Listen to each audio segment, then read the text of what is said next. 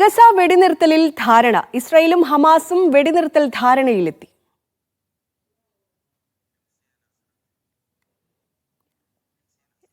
വിവരങ്ങൾ നൽകാനായി MCA നാസർ ചേരുന്നു. നാസർ, വളരെ ശുഭകരമായൊരു വാർത്തയാണ് രാവിലെ തന്നെ റിപ്പോർട്ട് ചെയ്യുന്നത്. എന്തൊക്കെയാണ് ഈ വാർത്തയുടെ കൂടുതൽ വിവരങ്ങൾ? തീർച്ചയായിട്ടും വളരെ ആഹ്ലാദകരമായിട്ടുള്ള ഒരു വാർത്തയാണ് അല്പം മുമ്പ് അമേരിക്കൻ പ്രസിഡന്റ് ഡൊണാൾഡ് ട്രംപ് തന്റെ സമൂഹ മാധ്യമ അക്കൗണ്ടിലൂടെ പുറത്തുവിട്ടിരിക്കുന്നത്. ഹമാസും അതോടൊപ്പം തന്നെ ഇസ്രായേലും തമ്മിൽ ധാരണയിലെത്തിയിരിക്കുന്നു. ആ ധാരണ പ്രകാരം 20 ജീവനോടെയുള്ള ബന്ദികളെയും അതോടൊപ്പം തന്നെ 28 ബന്ദികളുടെ മൃതദേഹങ്ങളും മിക്കവാറും തിങ്കളാഴ്ച കൈമാറുമെന്ന ഔദ്യോഗികമായിട്ടുള്ള ഒരു വിളംബരമാണ് ട്രംപ് നടത്തിയിരിക്കുന്നത്. കാരണം പിന്നിട്ട 3 ദിവസങ്ങളായി തുടരുന്ന ചർച്ചയിലൂടെയാണ് ഹമാസ് മുന്നോട്ട് വെച്ച നിർദ്ദേശങ്ങൾ ഒടുവിൽ ഇസ്രായേലിനെ കൊണ്ട് അമേരിക്ക അംഗീകരിപ്പിക്കുകയായിരുന്നു. ഇനി ഇതിന്റെ പ്രായോഗികമായിട്ടുള്ള നടപടിക്രമങ്ങൾ മാത്രമാണ് ഇപ്പോൾ ബാക്കിയുള്ളത്. കൈറോയിൽ നടന്ന ചർച്ചയിൽ വളരെ സജീവമായിട്ടുള്ള ആ ചർച്ചയിലൂടെ ഹമാസും ഇസ്രായേലും തമ്മിൽ വിവിധ ഏറ്റവും പ്രധാനപ്പെട്ട ഒരു ഘട്ടം എന്ന നിലയ്ക്കാണ് ഇപ്പോൾ ഈ വെടിനിർത്തലിന്റെ ആദ്യ ഘട്ടത്തിൽ ഒരു ധാരണയിലേക്ക് ഇരുപക്ഷവും എത്തിച്ചേർന്നിരിക്കുന്നത്. ഇന്ന് ഇപ്പം ഇസ്രായേലിന്റെ മന്ത്രിസഭാ യോഗം ചേരും. ഈ കരാറിന് മന്ത്രിസഭാ യോഗം അംഗീകാരം നൽകുന്നതോടുകൂടി ഇത് പ്രാബല്യത്തിൽ വരും. പ്രാബല്യത്തിൽ വരുന്നതിന്റെ ആദ്യഘട്ടം എന്ന നിലയ്ക്ക് 24 മണിക്കൂറിനകം ഇസ്രായേൽ സൈന്യം ഗസയിൽ നിന്ന് നിശ്ചിത ഏരിയയിലേക്ക്, മിക്കവാറും ഗസ പൂർണ്ണമായി തന്നെ അതിർത്തി പ്രദേശത്തേക്ക് സൈന്യം പൂർണ്ണമായിട്ട് പിൻവാങ്ങും. തുടർന്നുള്ള 3 ദിവസത്തിനുള്ളിലാണ് ഈ ബന്ദികളെ കൈമാറാനുള്ള ഒരു ധാരണയിൽ എത്തിച്ചേർന്നിരിക്കുന്നത്. മിക്കവാറും തിങ്കളാഴ്ച കാലത്ത് തന്നെ ആയിരിക്കും ബന്ദികളുടെ കൈമാറ്റം. ജീവനോടെയുള്ള 20 ബന്ദികളെയും അതോടൊപ്പം തന്നെ 28 ബന്ദികളുടെ മൃതദേഹങ്ങളും കൈമാറും. തുടർന്ന് ഇതേ ഘട്ടത്തിൽ തന്നെ ഗസയിലേക്ക് പൂർണ്ണമായ തോതിൽ ഭക്ഷ്യവസ്തുക്കളും മറ്റ് സംവിധാനങ്ങളും ലഭ്യമാക്കണം എന്നതുകൂടി ഈ കരാറിന്റെ ഭാഗമാണ്.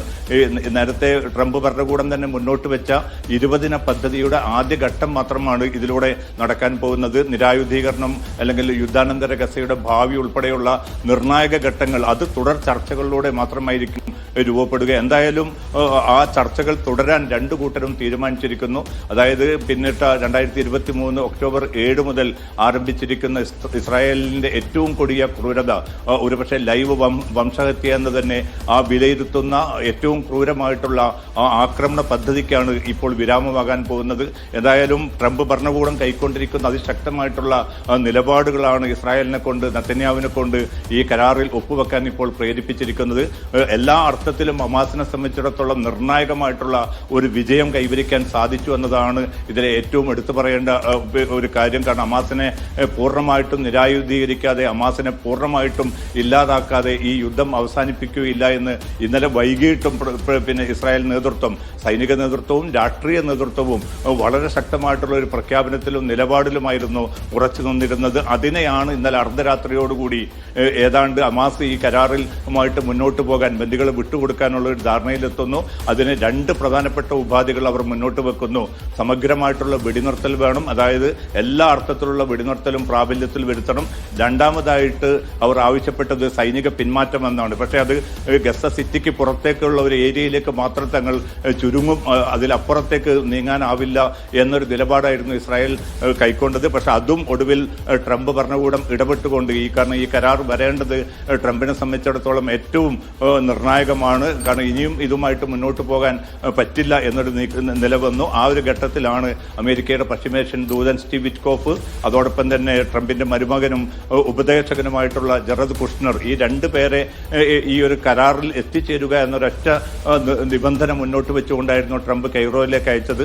അവർ നടത്തിയ നീക്കങ്ങൾ, അതോടൊപ്പം തന്നെ തുർക്കി, ഈജിപ്ത്, ഖത്തർ, ഈ 3 രാജ്യങ്ങൾ നടത്തിയിരിക്കുന്ന അതിശക്തമായിട്ടുള്ള നീക്കങ്ങൾ, ഇതാണ് ഒടുവിൽ ഏറ്റവും നിർണായകമായിട്ടുള്ള ഒരു വിജയത്തിലേക്ക് കാര്യങ്ങൾ എത്തിച്ചിരിക്കുന്നതും ഒടുവിൽ കരാറിന്റെ ആദ്യഘട്ടത്തിൽ 20 ദിന പദ്ധതിയുടെ ആദ്യഘട്ടത്തിൽ ഒപ്പുവെച്ചതായിട്ട് ഇപ്പോൾ ട്രംപ് ഔദ്യോഗികമായിട്ട് പ്രഖ്യാപിച്ചിരിക്കുന്നതും.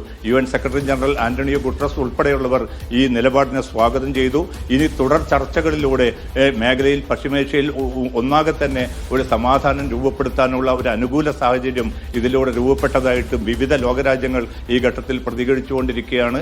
ട്രംപ് ഏതായാലും ഇസ്രായേലിലും അതോടൊപ്പം തന്നെ ഈജിപ്തും സന്ദർശിക്കുമെന്ന റിപ്പോർട്ടുകൾ കൂടി പുറത്തുവരുന്നുണ്ട്. മിക്കവാറും തിങ്കളാഴ്ച ബന്ദികളെ സ്വീകരിക്കുന്നത് ട്രംപ് തന്നെ ആയിരിക്കുമെന്ന റിപ്പോർട്ടുകൾ കൂടി പുറത്തുവരുന്നുണ്ട്. ഇസ്രായേലിന്റെ പാർലമെന്റിനെ അഭിസംബോധന ചെയ്ത് ട്രംപ് സംസാരിക്കുമെന്ന ഏറ്റവും പുതിയ വിവരം കൂടി ഇപ്പോൾ പുറത്തുവരുന്നുണ്ട്. എന്തായാലും ഈ മേഖലയിൽ ജനങ്ങളെ സംബന്ധിച്ചിടത്തോളം പിന്നിട്ട നമുക്കറിയാൻ സാധിക്കും അത്രയും കൊടിയ യാതനകളിലൂടെ കൊടിയ പീഡനങ്ങളിലൂടെ 67,000 മനുഷ്യരുടെ അരുങ്കൊലയിലൂടെ മുന്നോട്ട് പോയ ഗസയിലെ ഏറ്റവും ക്രൂരമായിട്ടുള്ള വംശഹത്യക്കാണ് ഇപ്പോൾ താൽക്കാലികമായിട്ടുള്ള ഒരു അറുതി വരാൻ പോകുന്നത്. ഇന്ന് ഇസ്രായേൽ മന്ത്രിസഭാ യോഗം ഈ കരാർ ഒപ്പുവെക്കാൻ തീരുമാനിച്ചിരിക്കുന്നു. അതിനുള്ള നടപടിക്രമങ്ങളാണ് ഇപ്പോൾ മുന്നോട്ട് നീക്കുന്നത്. ആ ഒപ്പുവെക്കുന്നതോടുകൂടി കരാർ പ്രാബല്യത്തിൽ വരും. തുടർന്ന് 72 മണിക്കൂർ അടുത്ത 3 ദിവസങ്ങൾക്കകം തന്നെ എല്ലാ അനുകൂല സാഹചര്യങ്ങളും രൂപപ്പെടും. തിങ്കളാഴ്ച രാവിലെയോടുകൂടി ബന്ദികളുടെ കൈമാറ്റം നടക്കുമെന്നാണ് ഏറ്റവും അവസാനമായിട്ട് ഇപ്പോൾ ട്രംപ് ഔദ്യോഗികമായി തന്നെ ലോകത്തെ അറിയിച്ചിരിക്കുന്നത്. ആരതി നാസർ, അതുപോലെ തന്നെ ഇപ്പോൾ സമാധാന ചർച്ചകൾ പുരോഗമിക്കുന്ന ആ ഒരു ഘട്ടത്തിലും ഗസയിൽ കാര്യമായ നാശനഷ്ടങ്ങളായിരുന്നു ഇസ്രായേൽ ഉണ്ടാക്കിക്കൊണ്ടിരിക്കുന്നത്. അവിടുത്തെ അടിസ്ഥാന സൗകര്യങ്ങൾ പോലും ഇല്ലാതാക്കുക എന്നുള്ള ഒരു ലക്ഷ്യത്തോടെ കെട്ടിടങ്ങളും എല്ലാം ആക്രമിച്ച് നശിപ്പിക്കുകയായിരുന്നു. എന്താണ് ഇപ്പോൾ ഗസയിൽ നിന്ന് വരുന്ന ഏറ്റവും പുതിയ വിവരങ്ങൾ? അരതി, ഇപ്പോൾ ലഭ്യമാവുന്ന റിപ്പോർട്ടുകൾ പ്രകാരം ഗസയുടെ പല ഭാഗങ്ങളിലും ആഹ്ലാദ പ്രകടനങ്ങൾ നടക്കുന്നുണ്ട്. ദൈവത്തെ പ്രകീർത്തിച്ചുകൊണ്ട് ആയിരങ്ങൾ തന്നെ ഗസയുടെ തെരുവോരങ്ങളിൽ നമുക്കറിയാൻ സാധിക്കും. പിന്നിട്ട 2 വർഷത്തിലൂടെ ആ ഒരു പ്രദേശത്തെ പൂർണ്ണമായിട്ട് തന്നെ 80% കെട്ടിടങ്ങളും ഇടിച്ചു നിരപ്പാക്കിയ ഒരു പ്രദേശം, അടിസ്ഥാന ഉപാധികൾ, ആശുപത്രികൾ ഉൾപ്പെടെ എല്ലാ സംവിധാനങ്ങളും തകർത്തിരിക്കുന്ന ഒരു അവസ്ഥ. പക്ഷേ ഇന്ന് ഈ ഒരു ഔദ്യോഗികമായിട്ടുള്ള പ്രഖ്യാപനം വന്ന ഘട്ടത്തിൽ പോലും ഇപ്പോഴും ഇസ്രായേലിന്റെ ആക്രമണം നടക്കുന്നതായിട്ടുള്ള റിപ്പോർട്ടുകളും പുറത്തുവരുന്നുണ്ട്.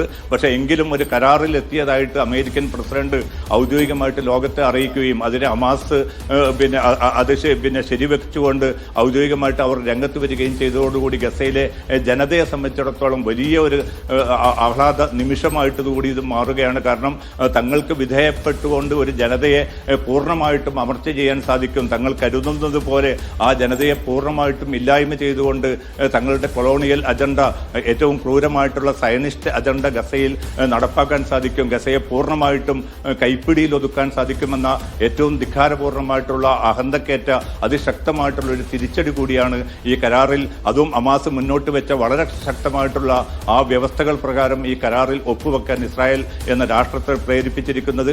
ഒരുപക്ഷെ ലോകത്തുടനീളം രൂപപ്പെട്ടിരിക്കുന്ന സാധാരണ മനുഷ്യർ ഏറ്റെടുത്തിരിക്കുന്ന അതിശക്തമായിട്ടുള്ള ഒരു പിന്തുണ, ഐക്യദാർഢ്യമാണ് ഏറ്റവും മഹത്തായിട്ടുള്ള ഈ ഒരു വിജയത്തിലേക്ക് ഫലസ്തീൻ ജനതയെ ഈ ഘട്ടത്തിൽ എത്തിച്ചിരിക്കുന്നത്. അവരെന്ത് നിലപാട് സ്വീകരിച്ചു ആ നിലപാടിൽ തന്നെ അവർ ഉറച്ചു നിന്നു. സൈനിക പിന്മാറ്റം പൂർണ്ണമായിട്ട് നടത്താതെ ഒരു ബന്ദിയെപ്പോലും ജീവനോടെ വിട്ടുതരില്ല, ഒരു ബന്ദിയുടെ മൃതദേഹം തങ്ങൾ കൈമാറുകയില്ല എന്ന ഏറ്റവും ശക്തമായിട്ടുള്ള ഏറ്റവും ഉറച്ച ഒരു നിലപാടിലായിരുന്നു ഗസയിലെ ഫലസ്തീൻ ജനത ഇതുവരെ ഈ പോരാട്ടത്തിനിടയിലും അവർ മുന്നോട്ട് പോയിരുന്നത്. 67,000 ഔദ്യോഗികമായിട്ട് കൊല്ലപ്പെട്ടവരുടെ സംഖ്യ മാത്രമാണ്. അതിൽ 19,000 കുട്ടികളാണ്, ഏതാണ്ട് 16,000-ഓളം സ്ത്രീകൾ ഉൾപ്പെടും. അത്രയും ക്രൂരമായിട്ടുള്ള ഒരു വംശഹത്യ ഈ പരിഷ്കൃത സമൂഹത്തിൽ നടന്നിട്ട് ലോക സമൂഹത്തിന്റെ അതിശക്തമായിട്ടുള്ള സമ്മർദ്ദം ഉണ്ടായിട്ട് പോലും അതിൽ നിന്നൊരു ഇഞ്ച് പോലും പിറകോട്ട് പോകാതെ ഈ ഘട്ടത്തിൽ പോലും ഈ വാർത്ത പുറത്തു വന്നിട്ട് പോലും ഇപ്പോഴും സൈനിക ആക്രമണങ്ങൾ തുടരുന്ന ആ സയനിസ്റ്റ് ക്രൂരതയുടെ ഏറ്റവും ക്രൂരമായിട്ടുള്ള ഒരവസ്ഥ ലോകം കണ്ടുകൊണ്ടിരിക്കുകയാണ്. എന്നിട്ട് പോലും ഈ കരാറുമായിട്ട് മുന്നോട്ട് പോകാൻ പിന്നെ ഹമാസ് നേതൃത്വവും അതോടൊപ്പം തന്നെ ഇസ്ലാമിക് ജിഹാദ് ഉൾപ്പെടെയുള്ള പ്രതിരോധ സംഘടനകളും തീരുമാനിച്ചത് ഫലസ്തീൻ ജനതയുടെയും ഫലസ്തീൻ എന്ന മണ്ണിന്റെയും ആ ഒരു പോരാട്ട വിജയം അവർ ഉറപ്പാക്കിയിരിക്കുകയാണ്.